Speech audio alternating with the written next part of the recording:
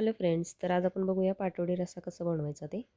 तर काही काही भागात त्याला पाटवडी किंवा काही काही भागात त्याला थापटवडी असं म्हणतात. मग तुमच्या एरियात त्याला काय म्हणतात हे मला नक्की कमेंट करून सांगा. तर अशी छान वडी कशी बनवायची त्याची रेसिपी आपण आधी बघूया. तर इथं मी 1 वाटी बेसन घेतलं आहे आणि हिरवी मिरची, लसूण, जिरं, हळद, थोडंसं हिंग आणि ओवा घेतला आहे आणि कोथिंबीर धुवून स्वच्छ बारीक करून घेतलेली आहे.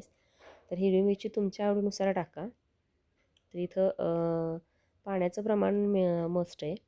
तर इथं 1 वाटी आपण बेसन घेतले, तर 1 वाटी प्लस अर्धी वाटीला थोडंसं जास्त असं पाणी घ्यायचं, म्हणजे पाऊण वाटी असं मी इथं पाणी घेतलं आणि हे छान बॅटर असं एकदम एकजीव करून घ्यायचे. याच्यात एकही गुठळी राहता कामा नये. एकत्र करून घ्यायचं. याचं पाण्याचं प्रमाण चुकवू नका. म्हणजे काय होते, कधी कधी पाण्याचं प्रमाण जर कमी झालं तर वडी अशी एकदम घट्ट होते आणि जर जास्त झालं तर वड्या नीट पडत नाहीत आपल्याला. असं पातळसर राहतं पीठ. मी इथं पाण्याचं प्रमाण 1 वाटी बेसनला 1 वाटी पाणी आणि त्या पाऊण वाटी असं प्रमाण घेतलं आहे. तर इथं तेल गरम झाल्यानंतर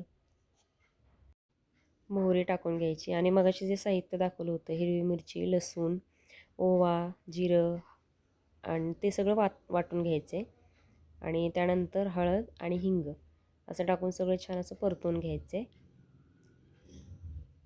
आणि हे परतल्यानंतर आपण जे बेसन आणि पाणी टाकून छान मिक्स केलेलं बॅटर त्याच्यात टाकून घ्यायचं आणि हे एकसारखं हलवत राहायचं. त्यानंतर याच्यामध्ये चवीनुसार मीठ टाकून घ्यायचे.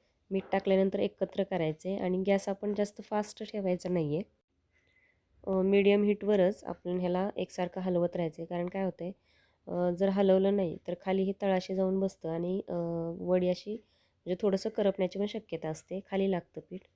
थोडंसं घट्टसर असं झालं की एक वाफ देऊन घ्यायची आपण त्याला, म्हणजे आपली वडी छान होते आणि पीठही शिजतं.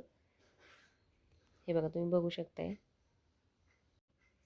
जास्त नाही, पीठ घट्टसर होत आलं की 1 ते 2 मिनटं फक्त वाफ देऊन घ्यायची. गॅस स्लो करायचा आहे आणि असं वाफ देऊन पीठ छान शिजवून घ्यायचं आहे. आता इथं आपल्याला वडी करण्यासाठी आपण एका ताटाला तेल लावून घ्यायचं आहे. तुमच्याकडं जर नॉनस्टिक छोटीशी डिश असेल किंवा तीही घेऊ शकता तुम्ही. माझ्याकडं आहे ती मी घेतली आहे.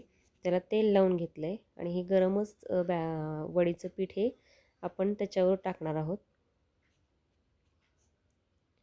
आणि हे एकसारखं पूर्ण डिशमध्ये पसरवून घ्यायचं पीठ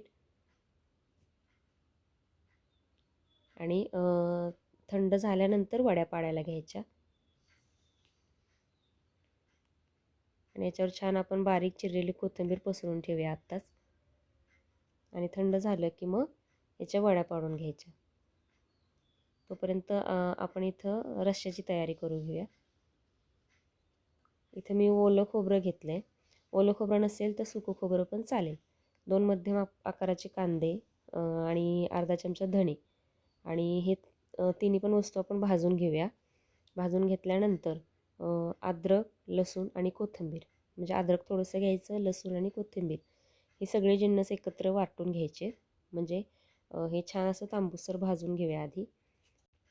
त्यानंतर शेवटी अर्धा चमचा तेल टाकून थोडंसं परतून घ्यायचे आणि हे भाजलेले कांदा, खोबरं, धणे आणि तीळ थंड झाल्यानंतर अद्रक, लसूण, कोथिंबीर हे सगळं एकत्र बारीक वाटून घ्यायचं.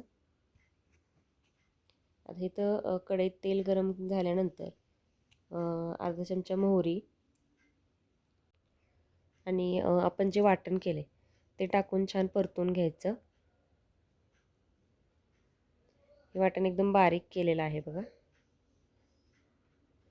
आणि मसाला छान परतल्यानंतर आपण रोजच्या वापरातला जो मसाला आहे आपला, तो तुमच्या तिखट आवडीनुसार टाका. मी इथं 1.5 चमचा टाकलेला आहे आणि छान तेल सुटेपर्यंत हा मसाला परतून घ्यायचा आहे. त्याच्यानंतर सोयीनुसार पाणी टाकायचे आणि उकळून घ्यायचे छान. जे आमटीला उकळी आली म्हणजे मीडियम हीटवर आपण ह्याला उकळून घ्यायचं आहे. जशी जशी उकळी येईल तसं त्याला थोडंसं तेल सुटतं. आणि चवीनुसार मीठ टाकायला विसरू नका आणि छान उकळी येऊ द्या. आता हे मिश्रण थंड झालं आहे. याच्या वड्या पाडून घ्यायच्या. एकदम छान आणि हे बघा सॉफ्ट झालेलं आहे पीठ. एकदम कडक पण नाही झालेल्या वड्या. खूप छान लागतात पाटवडी आणि रस्सा. तुम्ही नक्की ट्राय करून बघा आणि कमेंटमध्ये सांगा कसा झाला ते. ह्या वड्या नुसत्या जरी खायच्या असल्या तरी खूप छान लागतात.